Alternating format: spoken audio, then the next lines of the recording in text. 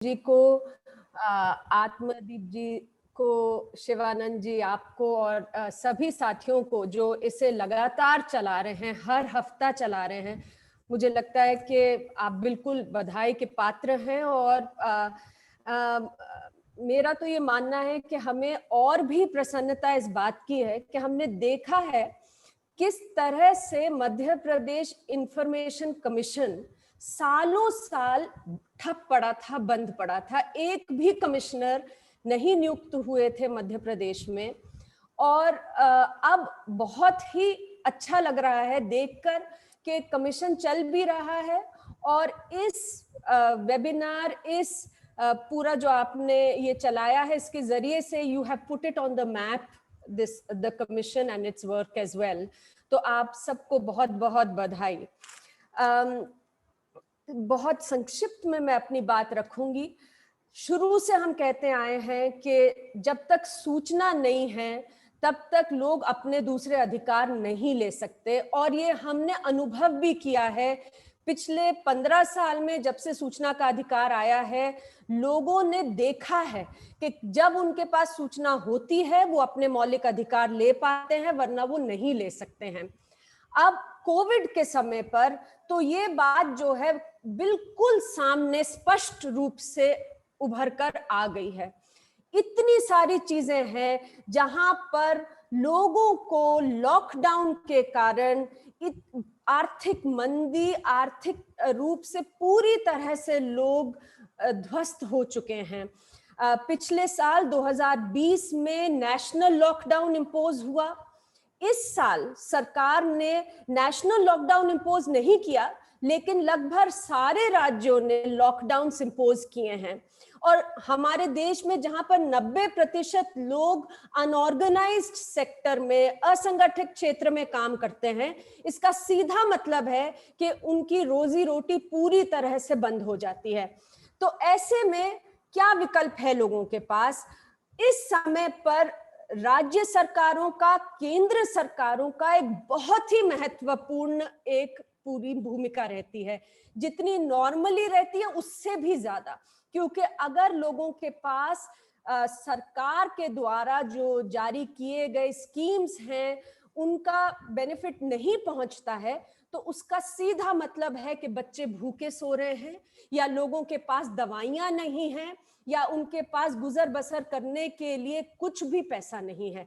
तो ऐसे में और भी जरूरी हो जाता है कि लोग सरकारी कामकाज के बारे में जान सकें और लोग सरकारी कामकाज के ऊपर निगरानी रख सकें। और निगरानी पॉसिबल ही नहीं है जब तक लोगों के पास सूचना नहीं होगी। तो हमने देखा है कि अगर सरकारें कहती हैं कि हम राशन देंगे, जब तक सूचना लोगों तक पहुंचती नहीं है, हाशिए पे रहने वाले लोगों के पास, ऐसे लोगों के पास जो भूख से प्रताड़ित हैं, पहुंचती नहीं है जब तक उनके पास सूचना, राशन नहीं पहुंचता उनके पास।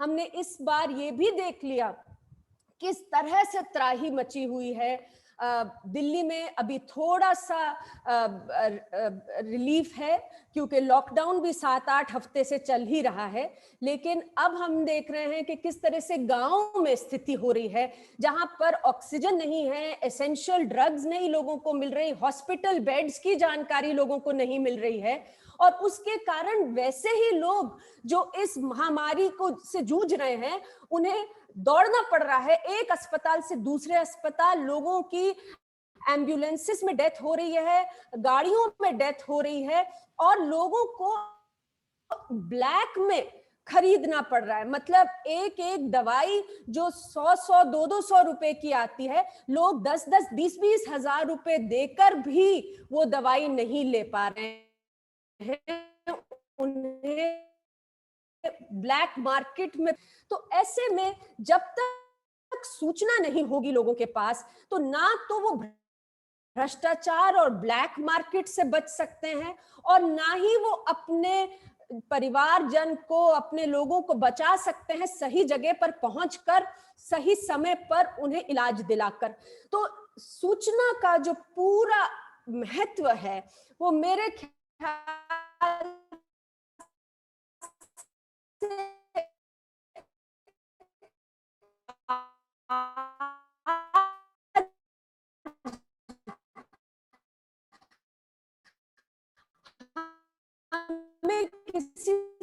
बात करने की जरूरत है। अगर लोगों के लिए समझते आए हैं, वो जो अंडरस्टैंडिंग है वो बिल्ड है और होती भी रही है। 60 लाख लोग हर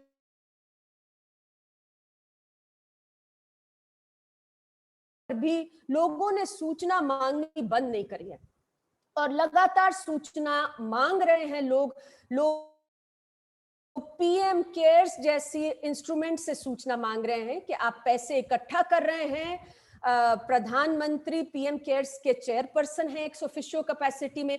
यूनियन कैबिनेट मिनिस्टर्स उस ट्रस्ट के ट्रस्टीज हैं अपनी एक्स ऑफिशियो कैपेसिटी में, और लाखों करोड़ों रुपए पब्लिक सेक्टर यूनिट्स दे रहे हैं पीएम केयर्स में। मतलब लोगों का पैसा है जो पीएम केयर्स में जा रहा है। तो लोग बिल्कुल सूचना मांग रहे हैं कि आप हमें बताइए कि पीएम केयर्स का पैसा कहां से आ रहा है और कहां जा रहा है। और अगर पैसा कहीं जाता है तो हमारा अधिकार है कि हम जान सकें कि पैसा किधर गया और हम आंकलन कर सकें कि पैसा सही से स्पेंड हो रहा है कि नहीं हो रहा है।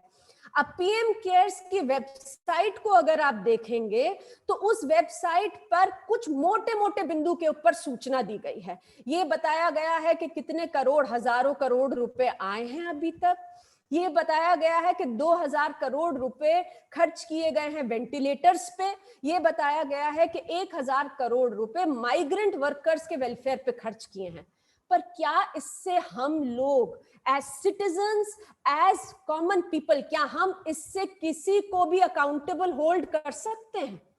अगर मुझे मालूम ही नहीं होगा कि ये 2000 करोड़ रुपए में से मेरे जो लोकल अस्पताल है इसमें कितने वेंटिलेटर आए हैं, तो मैं कैसे उस कुछ भी फायदा या कुछ भी उसमें से कैसे प्राप्त कर सकती हूँ?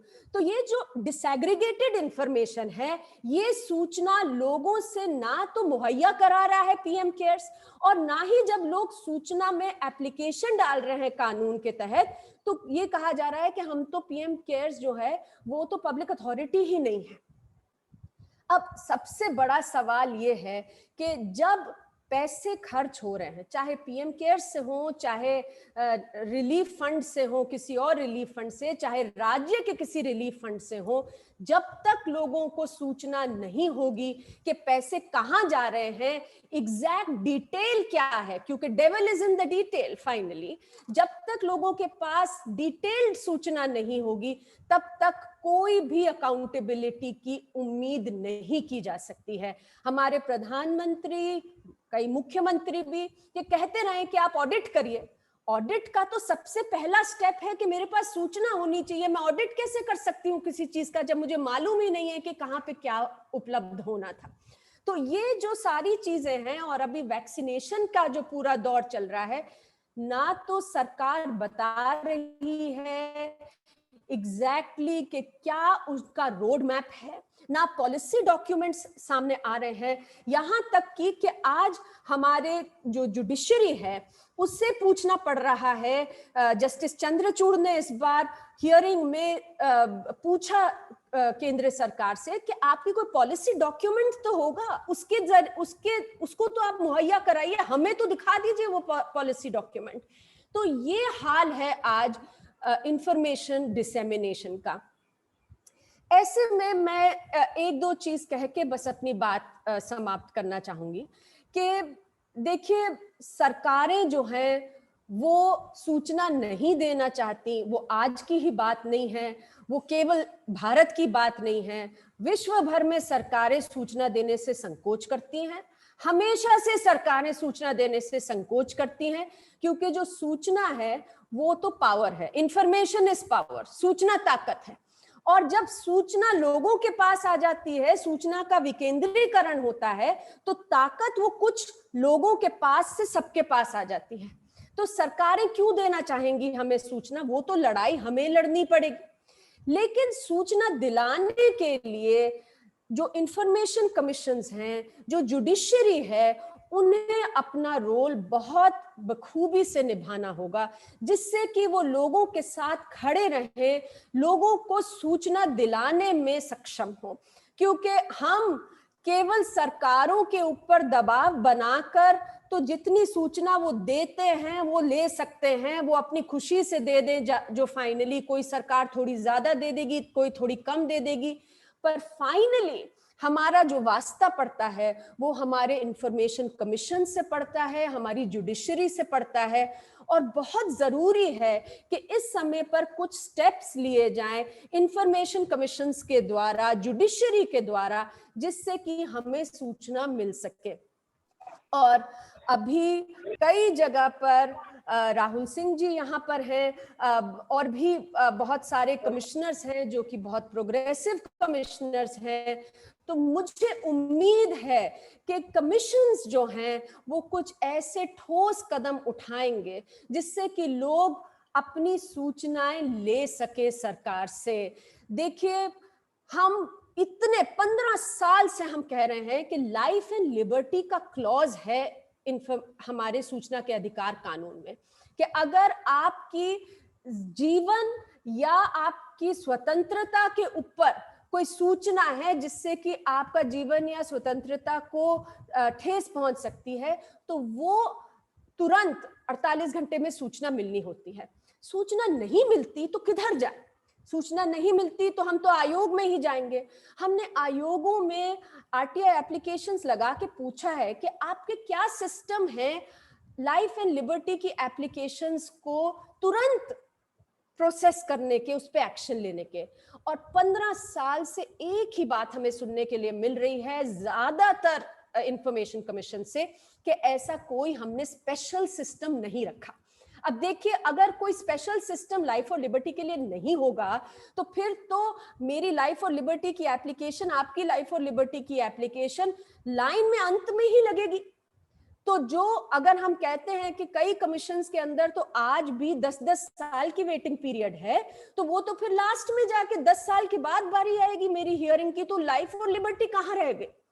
तो बहुत जरूरी है कि कमीशंस में बातचीत आए और पब्लिकली कमिश्नर्स भी इस बात को कहें कि लाइफ एंड लिबर्टी के अंदर, और इस अब तो कोर्ट के ऑर्डर्स हैं, सौरभ यहाँ है और भी हमारे साथी हैं, जो लड़ाइयां सब जगह पे चल रही हैं कोर्ट्स के अंदर, ये कहने के लिए कि भाई कोविड से रिलेटेड इससे बड़ी बात क्या हो सकती है? महामारी में मैं सूचना चाहता या चाहती हूं, तो अगर मुझे नहीं मिल रही तो मेरे कमीशन के पास में जाऊं और तुरंत उसके ऊपर कार्रवाई हो सके। तो ये मुझे लगता है कि अभी समय आ गया है कि कोविड के समय पर कुछ ठोस कदम उठाया जाए।